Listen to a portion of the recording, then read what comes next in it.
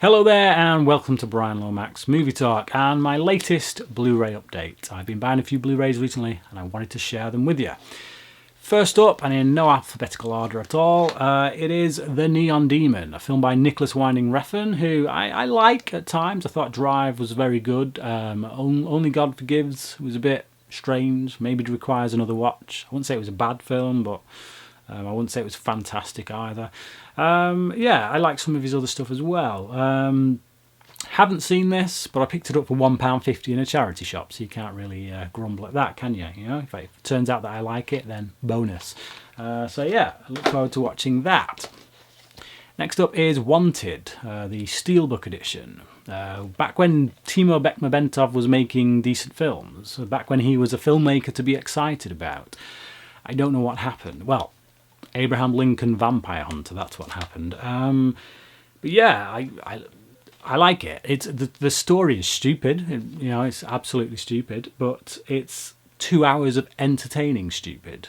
James McAvoy is great, Angelina Jolie is great, and the action scenes are really good fun as well. So there you go. Next up is The Walk, filmed by Robert Zemeckis, a filmmaker I really like.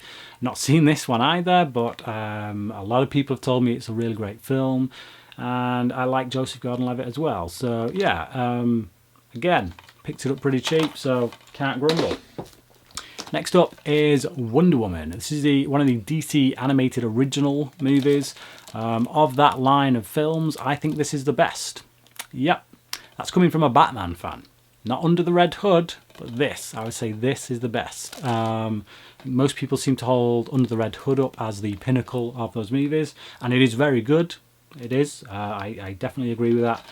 But I still don't think they've bettered this one. The action scenes in it are great. I think Lauren Montgomery does a fantastic job of adapting a character that is, I think, very difficult to adapt to the screen.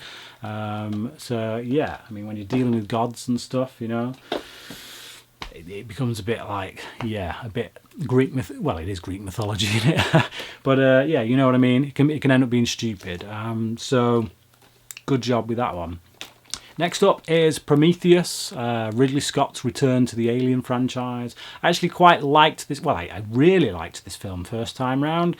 Second time round, I enjoyed it. I liked it. I still think it's a solid sci-fi. It's definitely not up there with Alien, but it's certainly better than most of the Alien rip-offs that you find out there.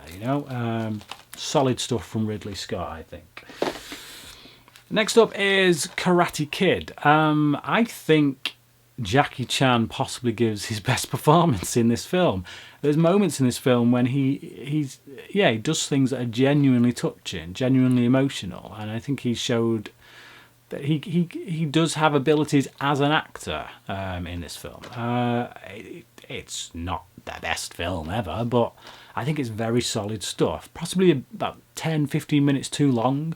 But Jaden Smith isn't quite as annoying as I think most people tried to make out that he is. Maybe in other films, but not here. I think he does a pretty decent job. So yeah, decent film, I think. It's a pretty good remake, as far as remakes go. It's one of the better ones. Next up is Slumdog Millionaire.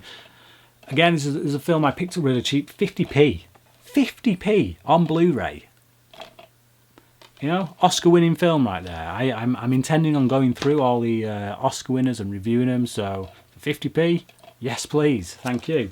Dev Patel, great performance in it, and again, Danny Boyle, one of his better films, and he's done some really great films. I think a lot of people are down on it because it won the Oscar for Best Picture in the year that Dark Knight basically got snubbed for everything except supporting actor.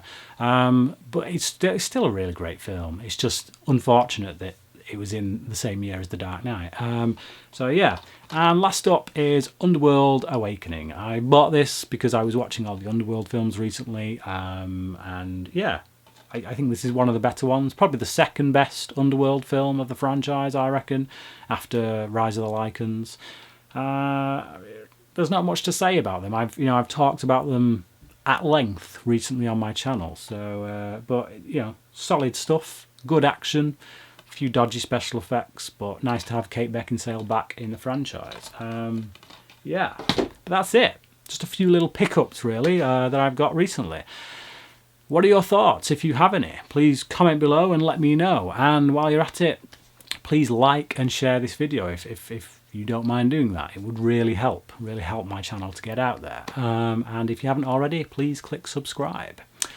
Until next time, thanks for watching.